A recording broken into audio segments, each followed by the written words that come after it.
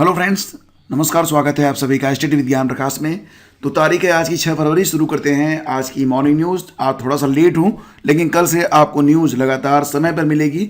तो सबसे पहले बात कर लेते हैं उत्तर प्रदेश में जो स्कूल हैं वो कब से खुल रहे हैं। तो यहाँ पर सूचना ये निकल के आ रही है कि उत्तर प्रदेश में सारे स्कूल यानी कक्षा 1 से 5 तक और 6 से 8 तक के जो स्कूल हैं ये खुलने वाले हैं। तो कक्षा 1 से 5 तक के स्कूल 1 मार्च से ओपन हो रहे हैं और कक्षा 6 से 8 तक के ये स्कूल 10 फरवरी से खुल जाएंगे, यानी कि बस कुछ ही दिनों के बाद सारे स्कूल ओपन हो रहे हैं। सीएम योगी आदित्यनाथ के निर्देश के बाद बेसिक शिक्षा विभाग की अपर मुख्य सचिव रेणुका कुमार ने शुक्रवार को इसके लिए आदेश जारी कर दिए हैं। कोरोना संक्रमण के कारण स्कूलों में जो पढ़ाई लिखाई थी वो मार्च से बंद है। तो इस साल बच्चों की काफ़ी लंबी छुट्टी हुई, लेकिन अब पढ़ाई जो है वो अपने ढर्रे पर लौट रही है। स्कूल कॉलेज सभी खुलने जा रहे हैं और इसी के साथ सभी जो सत्र हैं उसको भी नियमित करने का प्रयास यहाँ पर किया जाएगा। कक्षा 9वीं से लेकर 12वीं तक के जो स्कूल थे ये अक्टूबर में ही खुल चुके हैं। यहाँ पर शेड्यूल बनाकर यानी कि पूरी जितनी भी तैयारी होती है कोविड से निपटने की, पूरी तैयारी के साथ जो क्लासेज हैं वो चलाए जा रहे हैं। शासन ने कक्षा 6 से 8 तक के सभी सरकारी और अपर प्राइमरी स्कूलों को खोलने का भी निर्देश जारी कर दिया है। और फ्रेंड्स यहाँ पर एक गुड न्यूज़ है, लेकिन ये भी है कंडीशनल। देखिए, केंद्र सरकार ने कोरोना के बीच वर्ष 2020 में आखिरी प्रयास का अवसर गंवाने वाले सिविल सेवा के अभ्यर्थियों को एक और मौका देने पर उच्चतम न्यायालय में सहमति जताई है। जस्टिस एएम खानविलकर की अध्यक्षता वाली पीठ के समक्ष शुक्रवार को केंद्र ने कहा कि राहत केवल सिविल सेवा परीक्षा 2021 में ऐसे अभ्यर्थियों तक ही सीमित रहेगी जो 2020 में अपने अंतिम प्रयास में शामिल हुए थे और 2021 में बैठने के लिए उनकी आयु समाप्त नहीं हुई है। केंद्र ने शीर्ष अदालत को दिए अपने जवाब में कहा कि ऐसे अभ्यर्थियों को राहत प्रदान नहीं की जाएगी जिनका अंतिम प्रयास समाप्त नहीं हुआ है। यानी कि जो लोग अभी अपने अंतिम प्रयास में नहीं हैं उनको जो है राहत नहीं मिलेगी। जिनका अंतिम प्रयास था उनको एक मौका और दिया जाएगा 2021 में। ठीक है, तो ये है और ये काफ़ी अच्छी बात है कि एक अवसर उन्हें मिलेगा, भले ही कंडीशनल हो। तो आगे बढ़ते हैं और आपको बताते हैं कि एलटी ग्रेड में जो अभ्यर्थी पास आउट हुए हैं नियुक्ति के लिए लंबे समय से इंतजार कर रहे हैं। खासतौर से सामाजिक विज्ञान के जो अभ्यर्थी हैं तो उनकी फाइलें भी अब निदेशालय को भेज दी गई हैं। सामाजिक विज्ञान पुरुष शाखा के 787 चयनित अभ्यर्थियों की फाइल शुक्रवार को शिक्षा निदेशालय भेज दी गई है। 926 पदों के सापेक्ष 924 का चयन इसमें हुआ था। ठीक है, और इनकी काउंसलिंग 13 नवंबर से 3 दिसंबर तक आयोग में कराई गई थी। 137 ऐसे अभ्यर्थियों की फाइल रुकी है जिन्होंने सत्यापन नहीं कराया था या कुछ लोगों ने औपबंधिक चयन के लिए फॉर्म भरा लेकिन 30 दिनों के अंदर संबंधित दस्तावेज जमा नहीं कर सके। महिला शाखा के 928 पदों के सापेक्ष 927 अभ्यर्थियों का चयन हुआ है। तो फाइलें जो हैं वो निदेशालय भेजी जा चुकी हैं। बहुत जल्दी अब जितने भी चयनित हुए हैं उनको नियुक्ति भी मिल जाएगी। और फ्रेंड्स बात करेंगे यूपी पीसीएस 2021 के बारे में। जैसा कि आप लोग जानते हैं परीक्षा जो है ये 13 जून को होने जा रही है, लेकिन यहाँ पर जो अध्याचन प्राप्त हुआ है कुल 400 अध्याचन है और इन 400 अध्याचन में बहुप्रतीक्षित जो एसडीएम का पद होता है ये बहुत ही आकर्षक पद होता है। अभी इसके लिए कोई अध्याचन नहीं है, लेकिन जैसा कि मैंने आपको कल ही बताया था कि अभी ये अंतिम पद नहीं होते हैं, इसमें बदलाव होता है। अध्याचन अभी भी प्राप्त होंगे तो वो जोड़े जा सकेंगे।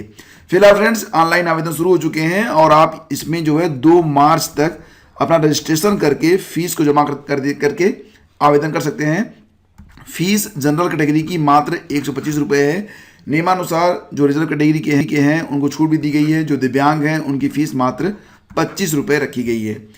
तो पीसीएस परीक्षा 2021 और एसीएफ आरएफओ, तो यहाँ पर जो एसीएफ और आरएफओ की परीक्षा होती है फ्रेंड्स, जैसा कि जानते हैं पीसीएस और एसीएफ आरएफओ की जो प्री परीक्षा होती है वो एक साथ होती है, मेंस इसका अलग अलग होता है।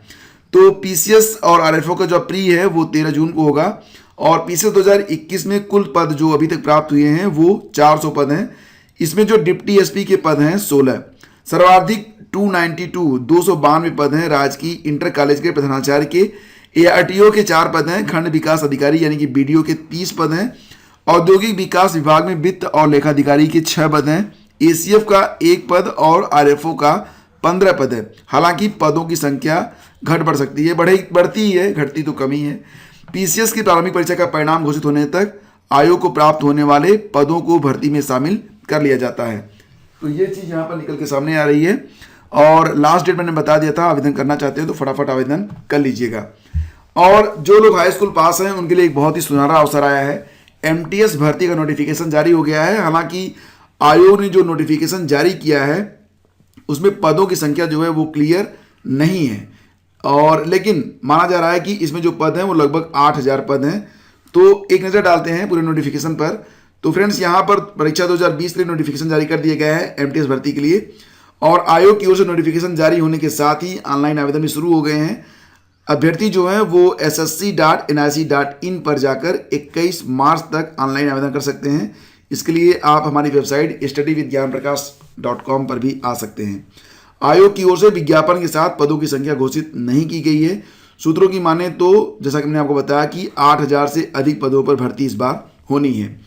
तो आयोग की ओर से एमटीएस टीयर 1 की जो कंप्यूटर पर आधारित परीक्षा होती है वो शुरू होगी 1 जुलाई से और चलेगी 20 जुलाई तक। 1 से 20 जुलाई तक टीयर 1 परीक्षा होगी, और इसके बाद जो लोग इसमें सफल होंगे उनकी टीयर 2 परीक्षा यानी कि सेकंड पेपर की परीक्षा 21 नवंबर को होगी।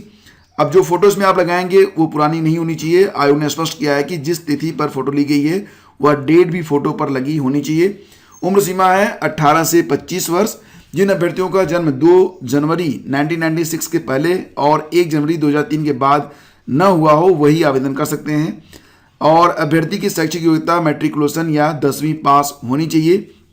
महत्वपूर्ण तिथियां हैं ये। 5 फरवरी से आवेदन शुरू हैं, 21 मार्च लास्ट डेट है, 23 मार्च फीस जमा करने की लास्ट डेट है, और चालान से फीस जमा करने की लास्ट डेट है 29 मार्च। फिलहाल मान के चलिए कि 5 फरवरी से लेकर 21 मार्च ही इसकी लास्ट डेट है। तो चयन प्रक्रिया में क्या होता है, पेपर 1 होता है और पेपर 2 होता है। मेरिट के आधार पर चयन किया जाता है, इसमें इंटरव्यू नहीं होता है। ठीक है, पेपर 2 जो होता है वो डिस्क्रिप्टिव होता है, पेपर 1 जो होता है वो ऑब्जेक्टिव होता है। अनारक्षित अभ्यर्थियों के लिए 40% और आरक्षित अभ्यर्थियों के लिए 35% ये क्वालिफाइंग मार्क इसमें रखे जाते हैं।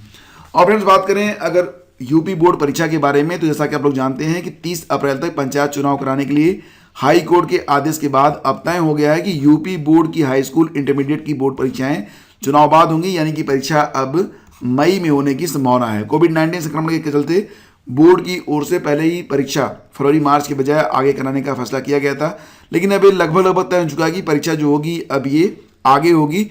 इन दिनों इंटरमीडिएट की प्रयोगात्मक परीक्षाएं जो हैं वो करवाई जा रही हैं। और फ्रेंड्स, चलते चलते आपको एक बहुत ही जरूरी सूचना दे दें।